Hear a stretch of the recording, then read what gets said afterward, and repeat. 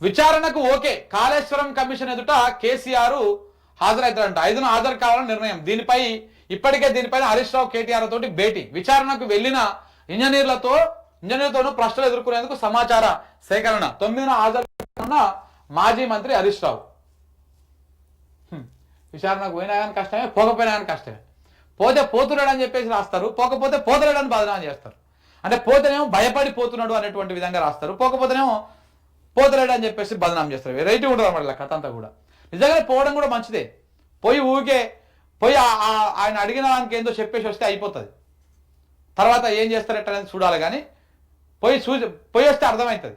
ఒక రాజకీయ కక్ష పెంచుకొని అధికారుల మీద అధికారంలోకి వచ్చినాక ఆ కక్షని పూర్తి చేసుకున్నటువంటి పనిలో ఉన్నాడు Revanth Reddy. Phone tapping case కానీ, ఫార్ములా రేస్ కేసు కానీ, ఇప్పుడు ఈ కాళేశ్వరం మీద వ్యవహారం కానీ, ఇవన్నీ కూడా కేవలం కక్షపూరితమైనటువంటి వ్యవహారాలే. ఇవన్నీ కూడా ఒక రాజకీయ కక్ష తప్ప ఇంకొకటి ఏం లేదు అందులో. ఇది కూడా అంతే, అదే వ్యవహారం. చివరికి చెప్తున్నా కదా, ఢిల్లీ లిక్కర్ స్కామ్లో, ఫోన్ ట్యాపింగ్ కేసులో, ఫార్ములా రేస్ కేసులో కొండంతోవి ఎలుకను కూడా పట్టలేకపోయారు కదా. ఈ కాళేశ్వరం దాంట్లో కూడా మీరు ఎన్ని కమిషన్లు వేసినా, ఎన్ని ఎంక్వైరీలు వేసినా చివరికి దొరకదు. ఆ కూలినటువంటి ఆ కుంగినటువంటి పియర్స్ కారణము ఈ కుట్ర చేసినటువంటి వాళ్ళని చివరికి తేలుతుంది. చూడండి, ఆ పరమేశ్వరుడు సాక్షిగా 100% తేలుతుంది.